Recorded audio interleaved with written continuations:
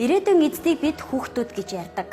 Гэвч тэдний дуу хоолойг сонсохгүйгээр, тэдний оролцоогүйгээр ирээдүг нь бүтээх гэж юу? Хүүхдүүд зөвхөн томчуудын гаргасан бодлого шийдвэрийн дагуу байх ёстой гэж юу? Энэ талаар тэдний бодол.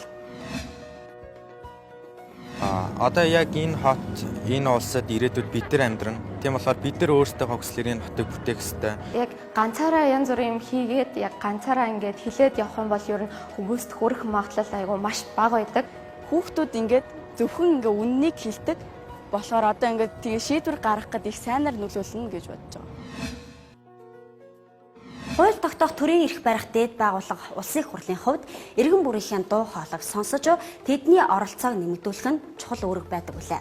Тэгвэл улсын их хурлын тамгын газар, нэгдсэн үндэсний байгууллагын хүүхдийн сан, парламентын судалгааны хүрээлэн, People in Need зэрэг байгууллагууд хамтран өсвөрийн парламент хөтөлбөрийг хэрэгжүүлж эхлээд байна. Санал бодлоо чөлөөтэй илэрхийлэх, өөрсдийн хүсэл сонирхлоо төр засагтаа хүргэх, эргэн тойрондоо байгаа буруу мууг засах, сайжруулахын төлөө хүүхдүүд үгээ хэлэх боломжийг бүрдүүлэх нь улсын их хурлын үүрэг гэж бид үзэж байгаа. Энийг бид хүүхдийн эрх, хүний эрх гэж нэрлэж байгаа. Энэ зорилгоор энэ жилээс эхлэн улсын хэмжээнд парламентын боловсрол олох хөтөлбөр хэрэгжүүлж, зөвхөн хүүхдүүдээс бүрдсэн мини парламент ажиллуулахаар төлөвлөж байгааг дуулахтаа таатай байна.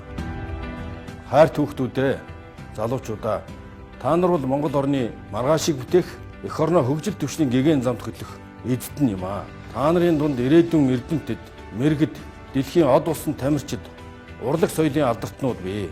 Монголоо мандуулах төр хувийн хвшлийн зүтгэлтнүүд, баялаг бүтээгчид, ард түмнийхээ хүндэтгэлийн хоймор залрах төрийн зүтгэлтнүүд, эрдэмтэн мэрэгд бас байгаа. Ийм сайхан ирээдүйг тань гэгээн саруул байлгах, сурах, хүмүүжих, хөгжих таатай нөхцөлийг бүрдүүлэх нь бидний үүрэг гэж үзэж ах эгч нар нь хичээн шамдах болно. Эрдмийн их аянт нь саадгууд ардан байж Монгол эх орн минь бадар мандах болтугай. Ийхүү улсын хурлаас парламентын боловсрол хөтөлбөрийг улс орон дээр хэрэгжүүлэх эхний алхмуудыг хийж эхлээд байна. Ардчлалын үнэт зүйл сонгогдох эрхийн тухай сонгуул гэж юу юм? Сонгуулийг яаж өгөх ёстой? За хууль тогтоох байгууллага улсын их хурл маань ямар үйл ажиллагаа явуулдгийг улсын их хурлын гишүүд ямар эрх үүрэгтэй байдгийг гишүүнтэйгээ иргэн хүний хувьд хүүхэд багчууд өөрснөө бас яаж холбогдож яаж харилцаж болох юм? Хууль гэж юу юм? Хууль хэрхэн яаж бүтдгийг залуу үеийнхэн ерөөсөө яг хууль гэдэг чинь мөн чанараараа юу юм гэдгийг энэ хууль тогтоох процесс гэдэг чинь яагаад чухал юм? Улсын их хурл бол биднийг төлөөлсөн төлөөлөл юм аа. Бидний өмнөөс шийдвэр гаргаж байгаа хүмүүс юм аа. Цаад утгаараа бид энэ шийдвэрийг гаргаж байгаа маа. Энэ хүнээр дамжуулаад гэсэн тэр агуулгыг тэр хүүхдүүдэд багаас нь тэгээд тэд нар өөрснийх нь хэлээр одоо өөрснийх нь ойлгох тэр одоо зургаар, видеогоор тэгээд мөн одоо хэрэглэгдэхүүн дасгал ажлын материалуудаар бол бид бэлтгэж байгаа. Энэ агуулга бол ер нь бол олон улсын хэмжээнд парламентын боловсрол олох хөтөлбөрт бол байнга багтаж байдаг. Энэ агуулгууд байгаа. Энэ агуулгуудын хүрээнд бид бас бэлтгэсэн байгаа. Өсвөрийн парламент хөтөлбөрт хамрагдсанаараа парламентын засаглалтай ардчилсан улсын иргэний хувьд парламентын үйл ажиллагаа, хууль тогтоох процесс, шийдвэр гаргалтын талаар тодорхой мэдлэг мэдээлэлтэй болох юм. Энэ жил одоо жишээлх юм бол бид нийт 90 хүүхдүүдийг хамруулна. Орон нутгуудаас одоо бүх аймаг дүүргээс бид яг төлөөллийг хангаж улсын их хурлын сонгуулийн мандат байгаа шүү дээ. Яг төлөөллийн тэр мандатаар бид нар бол бас аймаг болгоноос, орон нутаг болгоноос, дүүрэг болгоноос хүүхдүүдийг шалгаруулж аавна. Энэ шалгаруулалт маань зарлагдсан явж байгаа. Тэгэхээр хүүхд залуучууд манаас идэвхтэй оролцоор мөн энэ одоо хөтөлбөртөө бид нийгмийн ухааны багш нар, сайн дурын оюутнуудыг оролцуулж байгаа. Энэ нэг талдаа хамгийн анхны хөтөлбөр бид бас их олон оролцоотойгоор энэ хөтөлбөрийг хэрэгжүүлж байна. За үндсэн санхүүжүүлж, үндсэн одоо хамтарч ажиллаж байгаа байгууллага маань нэгдсэн үндэсний байгууллагын хүүхдийн сан, улсын их хурлын доктортой хөгжлийн зорилгын дэд хороо хамтарч зохион байгуулж байгаа. People in Need төрийн бас байгууллага за мөн одоо иргэдийн хурлууд маань бас оролцож орж ирнэ. Сургуулийн багш нар маань оролцож орж ирж байна. Сайн дурын оюутан залуучууд маань орж ирнэ. Ингээд мэдээж оролцож хүүхдүүд энэ 90 хүүхдээр дамжаад бид бол ингээд орон даяар байгаа 1000 хүүхдүүдэд 100 хүүхдүүдэд хүрэх тийм боломжтой ажлыг зохион байгуулж байна гэж бодож байна. Энэ хүрээндээ бид нар парламентын боловсрол болоод доктортой хөгжлийн зорилт уур амьсгалын өөрчлөлтийн талаар хүүхд залуучуудад мэдлэг олох хичээлийг орно. За хичээл маань бид мэдээж хүүхдүүдээ бас аль болохоор нөгөө хичээлтэй давхцуулахгүй утгаараа бид бям гарагт хичээлээ орох юм байна. Бям гараг бүхэн парламентын боловсролоод уур амьсгалын өөрчлөлт доктортой хөгжлийн зорилгын хичээл маань орно. За хичээлийн дараа бас хүүхдүүдээ бас хөгжүүлэх, хоёр хүний хөгжилд нь дэмжлэг үзүүлэх, мөн мэдлэгт нь нэмэр олох те бас их сонирхолтой байх хүнээс бас олонний танил хүмүүстэй уулзалтуудыг зохион байгуулна. Чөлөөт уулзалт маягаар. Тэгэхээр тэр болгон одоо жишээлбэл их хурлын даргатай ч юм уу те хүүхдүүдтэй уулзаж байгаа юм. Магадгүй ингээ хүүхдүүдийнхээ хувьд сонирхож байгаа хөрх асуултууд байгаа шүү дээ. Тэр асуултуудаа асуух боломжийг бас тэр олгож өгнө. За мэдээж энэ хүүхд залуучуудын дунд те нэр хүндтэй байдаг бас энэ ямар нэгэн асуудал дээр ямар бодолтой байдаг бол доо гэж сонирхож байдаг одоогийн хэлгээр бол нөлөөлөгчд те тэр залуучуудыг бас тэр одоо хүүхд залуучуудтайгаа уулзуулна. Гэх мэтэр ингээд чөлөөт уулзалтыг бол бид бас зохион байгуулна. За мөн хүүхдүүд маань энэ хичээлээс гадна нөлөөллийн ажил гол бас энэ Улс орны парламентын одоо яг зохион байгуулж байгаа ажлынхаа хувьд бол бас бид ямар зорилгыг олон тавиад байгаа гэхээр хүүхдүүд маань өөрөө энэ парламентын боловсролыг эзэмшээд мэдлэгээ яаж амьдрал дээр хэрэгжүүлэх вэ? Тэгээ бидний одоо заагаад одоо та бүхэн одоо тий орон нутгатаа байгаа асуудлыг шийдвэрлэхэд дуу хоолойгоо өргөж болно шүү. Ингэж оруулж болно шүү гэд бид зааж ин хэлж байна. Гэхдээ тэр яг бодит амьдрал дээр яаж хэрэгжүүлэх вэ? Яаж хийх вэ гэдгээ туршиж үзэх хэрэгтэй тий. Тэгэхээр нөлөөллийн ажил зохион байгуулна. Нөлөөллийн ажил зохион байгуулахдаа тухайн орон нутгад тулгамдж байгаа ялангуяа байгаль орчин уур амьсгалын өөрчлөлттэй холбоотой сэдвийг илүү сонгоод тэр асуудлаараа хэлцээд тэгээд тэр асуудлаа яаж шийдэх сонирхол байна те ямар шийдлийн гарц байна гэж та бүхэн харж байна вэ? Тэр шийдлийнхээ гарцыг те асуудлаа дэвшүүлж тавиад ийм шийдлийн гарц байж болох нь байна шүү. Тэгээ энэ асуудлын хүрээнд те хүүхэд залуучууд өөрснөө яг яаж ажиллах ёстой бидний үеийнхэн гэдгээр нөлөөллийн ажил хийгээд шийдлийнхээ гарцыг одоо тухайн орон нутгийнхаа иргэдийн хурал болоод төлөөллийн байгууллагатай бас саналаа дэвшүүлэх нь шүү дээ. Ямар ч байсан хүүхдүүдийн залуу үеийн дуу хоолой орон нутгийн одоо төлөөллийн байгууллага иргэдийн хуралд болгож байна. Үүнээс гадна дэлхийн бүхий л улс орнуудад тулгамдж байгаа асуудлуудад доктортой хөгжлийн зорилтууд гэж юу байдгийг уур амьсгалын өөрчлөлтүүдийн талаар цогц мэдлэг мэдээлэлтэй болж дэлхийн хэмжээний иргэнийг энэ хөтөлбөрөөр бэлтгэх юм. Улс орны парламент гэдэг ойлголт маань олон улсын түвшинд хэрэглэгдээд олон жил болж байгаа одоо ийм ойлголт байгаа. Энэ талаар маш олон төрлийн үйл ажиллагаа дэлхийн хэмжээнд явагдаж байгаа.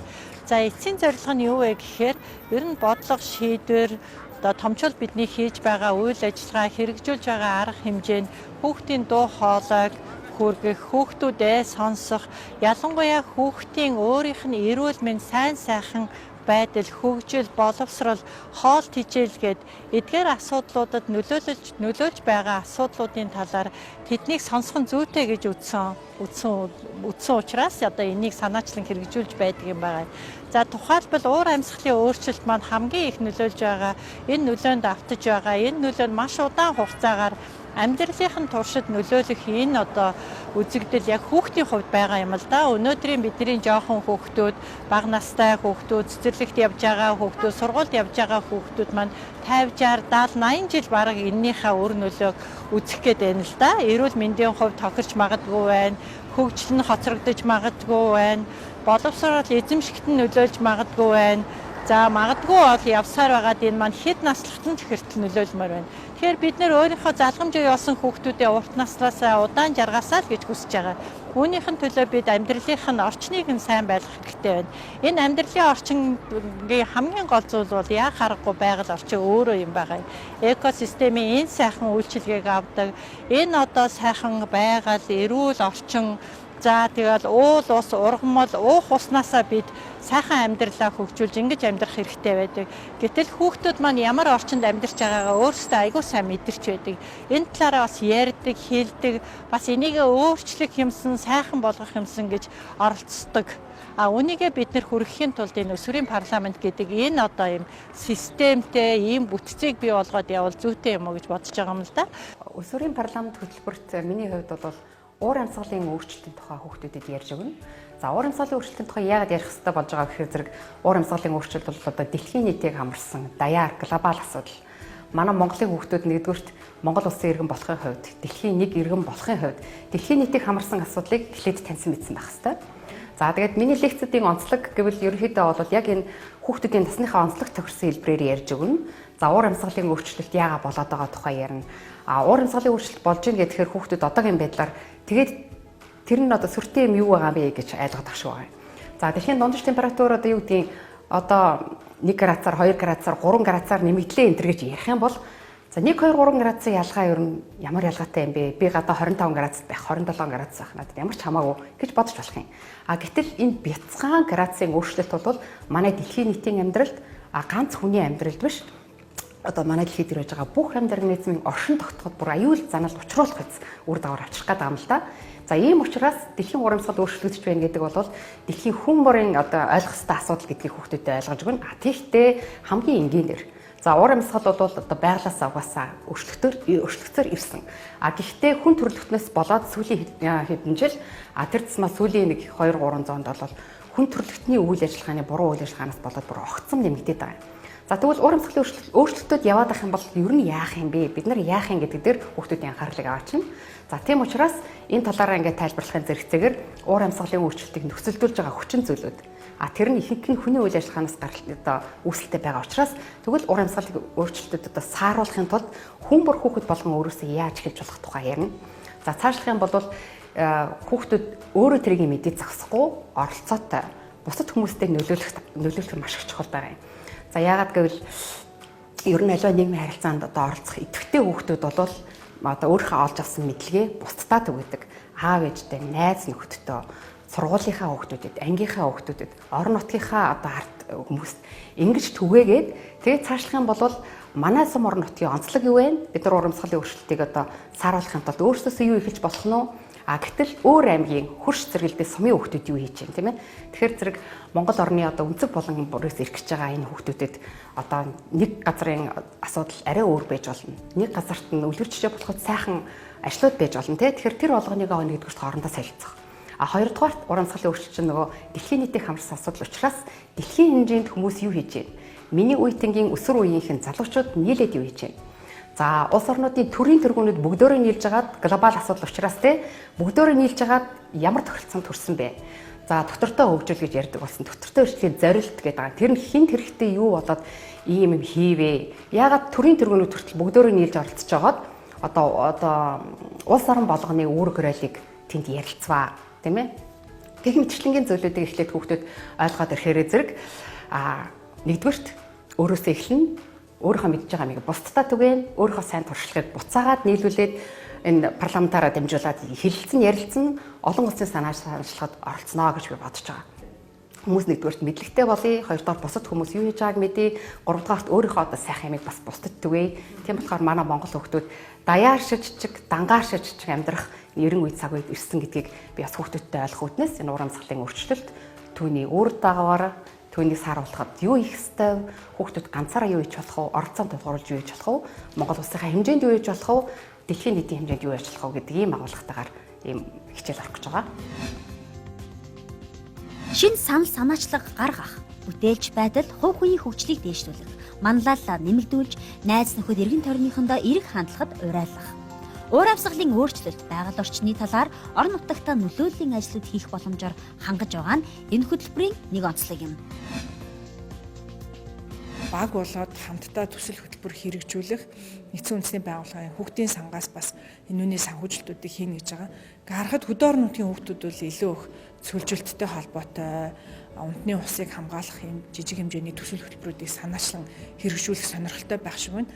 Нэг багт нэг төсөл санаачлаад хэрэгжүүлэхэд 3 сая гаруй 4 сая орчим төгрөгийн санхүүжилтийг бид нар олгож хэрэгжүүлнэ гэж байгаа. Хүүхдүүд маань аль хэдийн одоо бид нар бол ингээд мод тармаар байна, унтны усаа хамгаалмаар байна гэсэн юм санаачнуудыг гаргаж байна. Хотын хүүхдүүдийн хувьд болохоор илүү их агаарын бохирдол, хөрсний бохирдлын талаар за дээрээс нэмээд мөн мэдлэг мэдээлэл олон нийтэд хуваалцах ёстой, иргэдийн оролцоог бас хангах ёстой гэдгийг илүү их ярьж байгаа шиг байна. Тэгэхээр энэ нэг төслийн үр дүнд баг багаараа жижиг хэмжээний нэг төсөл хэрэгжүүлнэ. За дээрээс нэмээд бид бүхэн хамтраад одоо нэг сэдв дээр эхний 2-3 сар нь бол уур амьсгалын өөрчлөлт, байгаль орчныг хамгаалах чиглэлээр байна. Тэгэхээр энэ чиглэлээр бас хамтдаа нийлээд шин цагийн залуучуудын хүсэж байгаа шин цагийн нэг шийдлийг бас одоо тухайн нэг асуудал дээр гаргаж ирж тавья гэж бодож байгаа. Орон даяар хэрэгжүүлэх бас боломжтой. Үнийг хэлэхэд бол одоо шин цагийн залуучуудад одоо цагийн зарим шийдлүүд бол бас төдийлөн хүрэхгүй байна, таалагдахгүй байна. Энэ дээр бид нар бас хамтарч ажилламаар байна гэдэг тахт нь үгүй хоошоо суух одоо оролцоог нь хангахаас илүүтэйгээр бид нар чинь ингээд одоо хоош нь хүүхд залуучуудаа суулгаад байдаг юм нийгэм болчиход байгаа. Энэхүү хөтөлбөр нь ирээдүйн тэдний оролцоотойгоор бүтээх том хөшүүрэг юм. Дэлхийд дахинд өсвөр үеийнхний тухайлаа хүчтэй байж тэд өөрчлөлтийг хийж байна. Малала эмэгтэй хүний сурч боловсрох эрхийн төлөө нөлөөтэй тэмцэгч охин. Парам Жагийн байгаль орчныг хамгаалах хүсэлтэй залуу зохион бүтээгч. 18 настай Грета Тунберг уур амьсгалын өөрчлөлтийн нөлөөг бууруулах хүсэлтэй хүүхэд залуучуудын төлөөлөл гээд олныг дурдж болох юм. Тэгвэл Монгол хүүхдэд энэ боломж, чадамж, сэтгэлгээ бий. Харин тэдэнд дэмжлэг хэрэгтэй. Яг хүүхдүүдэд сургалт хийгээд бараг 4 жил орчим болж байна. Яг насных нь англиар аваад үзэхээр өсвөр насныхан хамгийн их санаа зовдөг, хамгийн их оролцох юмсан гэж боддог, хамгийн их мэдээлэлтэй байдаг. Ер нь бол тэд нар тэгээд оролцох юмсан гэсэн хүсэл, мэдээлэл байвчиг яг яаж оролцох юм? Одоо жишээлбэл хогоо англиад ирлээ гэхэд тэрийг маань цаашаа аваад явчих, яг баталгаатай ангилсан үйлдвэрүүд нь хүргээд өгчих тийм тээврийн систем байхгүй, энийг яаж шийдэх үү гэх мэтээр асуудаг байхгүй юу. Тийм болохоор миний бодлоор бол хамгийн их оролцоотой, хамгийн их санаа зовж байгаа, хамгийн их мэдээлэлтэй байгаа энэ хүүхдүүдээ өсвөрийн парламент гэдэг энэ хөтөлбөрүүдэд оролцуулаад тэднэрт яг хэрэгтэй зүйлийг нь зааж өгөөд өөрсдөд нь гарцыг нь өөрсдөр нь гаргаад тэгээ бүр ингэж чиглүүлж өгнө гэж бодож байгаа. Тийм болохоор энэ өсвөрийн парламент гэдэг хөтөлбөрт оролцож байгаа хүүхдүүдэд миний анзаарч байгаагаар бол бас айгүй боломж ахгүй юу. Тийм болохоор энэ боломжийг бити алдаасаа гэж нэгдүгээр хэлмээр байна. Хоёрдугаар одоо бид нар чинь юм штэ нэг л гэртээ байгаад байдаг дэлхий гэдэг. Тэгээд тэр дундаа Монгол гэдэг бүр ганцхан гэртээ байна те. Гэтэл Монгол улс муухай байна, авилгатай байна, одоо цалин бага байна, бохир байна, хогтой байна гэл ингэж бүгдээрээ хилэнгүүтээ гатгашаа гараад явахыг ер нь хинт чадна штэ. Тэгээ яах юм? Буцаад ирэхэд чинь бидний орхиод явсан тэр үеэс ч илүү энэ их орон минь бүр амар дороотцсон байвал яах юм? Хин энийг өөрчлөх юм те? Бид нар л өөрчлөх ёстой шүү дээ. Гэрээ хүн болгон өөрсдөө л цэвэрлэдэг. Тийм болохоор яг одоо ингээд хүсэл зорилго нь эд байгаа те. Тэгээ эд ингээд интернетээс мэдээлэл олж аваад байгаа. Яах вэ гэд ийм хүүхдүүдэд илүү мэдээлжүүлээд илүү өөрсдөд нь гарц гаргаагийн заарж өгөөд ингээд явах юм бол миний бодлоор үр дүн бол яг 5, 10, магадгүй 20 жилийн дараа бол үнэхээр том гарна. Тийм болохоор энэ өсвөрийн парламентыг илүү одоо үр дүнтэй хэрэгжүүлээсэ тий энэнд үнэхээр хүүхдүүд маань итгэл зүтгэлтэй оролцоож бусадтай үнэхээр нөлөөлөд Монгол улсынхаа ирээдүйн төлөө өөрийгөө үнэхээр одоо зөв юм хийж эндээ би заавал оролцох ёстой гэдэг энэ итгэл үнэмшлээ бат олж аваад тэгээд бүр эзэн байгаасай л гэж уриалахаар байна. Нэгдүгээрт би өөрийгөө хөгжүүлэхэд надад хэрэгтэй. Хоёрдугаарт үеийнхнийхээ төлөө ямар нэгэн зүйл хийх шийдвэрийг хүмүүстэй хамт гаргана гэдэг гоё байгаа. Өөртөө холбоотой асуудлыг ингээд өөртөө ингээд шийдвэрлэж ингээд санал бодлоос хилжиж тэгээд ингээд өөртөөхөө ингээд хүссэн нөө ирээдүйд хүрэх учраас тэгээ өсвөрийн парламентэд нэгдээсэй гэж хүсэж байна.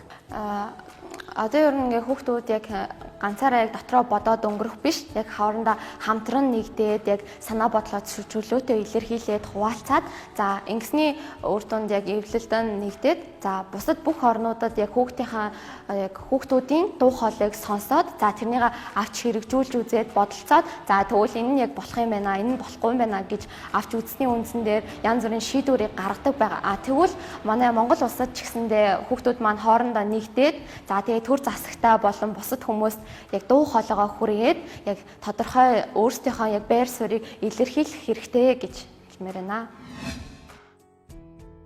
Монгол улсын их хурл нэгдсэн үндэсний байгууллагын хүүхдийн сантай хамтран хэрэгжүүлж байгаа өсвөрийн парламент хөтөлбөрт оролцохыг урьж байна.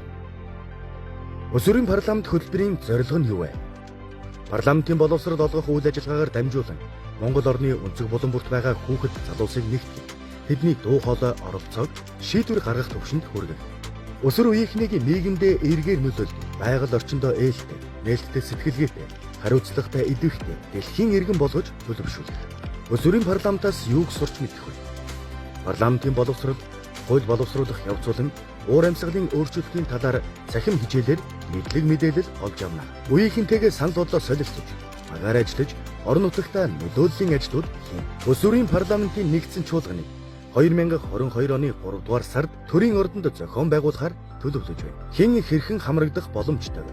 Өсвөрийн парламент нь 90 гишүүдтэй байх бөгөөд ерөнхий боловсролын сургуулийн 9-өөс 11-р ангийн сурагчид оролцох боломжтой. Оролцогчдыг 21 аймаг Улаанбаатар хотын 9 дүүргээс төлөөлөл болгон сонгон шалгаруулах бөгөөд хүүхэд залуучуудын оролцооны байгууллагуудын төлөөлөл болсон сурагчид урилгаар оролцсон. Хөтөлбөрт оролцохыг хүссэн сурагчдын материалыг 2021 оны 8 дугаар сарын 25-наас 9 дугаар сарын 12 хүртэл цахимаар хүлээн авах. Бүрдүүлэх материал, танилцуулга, урьдчилан бэлдсэн асуултуудад хариулах, видео бичлэг, хүний эрхийн талаар миний бодол сэдэв 2 минутын бичлэг, эссе, уур амьсгалын өөрчлөлтөд бидний амьдралд хэрхэн нөлөөлж байна вэ сэдэв 250-аас 300 үгтэй. Хөтөлбөрийн талаарх дэлгэрэнгүй мэдээллийг эдүүцэг парламент цэгийн вебсайтын өсвөрийн парламент цэс болон парламентын боловсрол Facebook хуудаснаас аваарай.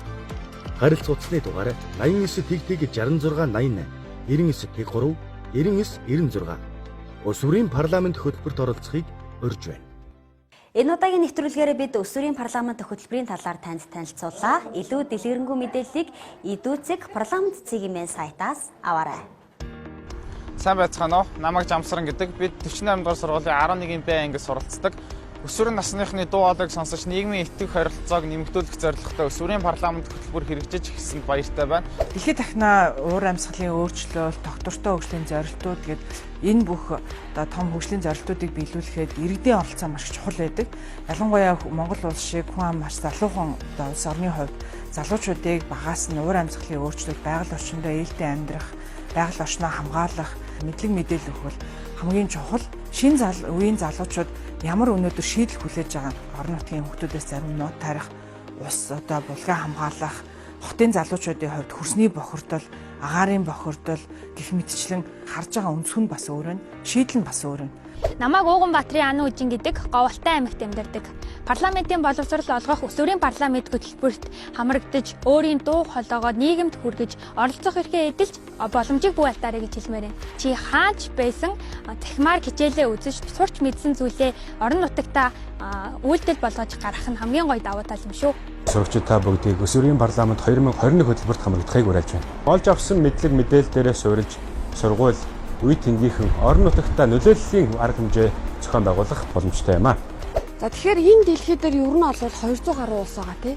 Өөр өөрсдийнхээ хил хязгаарыг татаад амьдарч байгаа. Дэлхий гэдэг ганц гарагт нь одоо юу тохиолдоод байна гэвэл маш олон байгалийн гамшиг, маш олон тооны түүмэр гараад байна. Энэ бол уур амьсгалын өөрчлөлттэй шууд холбоотой. Тэгэхээр тулгамдсан асуудлыг өнөөдөр хөндөд өсвөрийн парламент гэдэг хөтөлбөрийнхөө гол бас нэг асуудал болгон хөндөж гаргаж ирж байгаа энэ маш их талархаж байна. Дээрээс нь энэ хөтөлбөрт оролцоод өөрийн мэдлэг мэдээллээ дээшлүүлээд үеийнхэндээ одоо үлгэрлэн ойлгуулад бусдыгаа манлайлаад хичээн одоо оролцох гэж байгаа бүх оролцогчдод амжилт хүсье.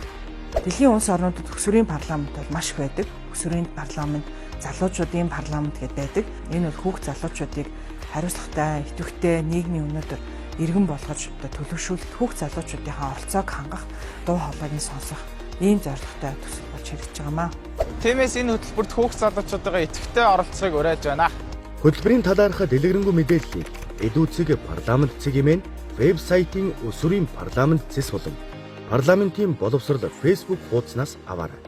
Монгол улсын их хурл нэгдсэн үндэсний байгууллагын хүүхдийн сантай хамтран хэрэгжүүлж байгаа өсвөрийн парламент хөтөлбөрт оролцохыг урьж байна.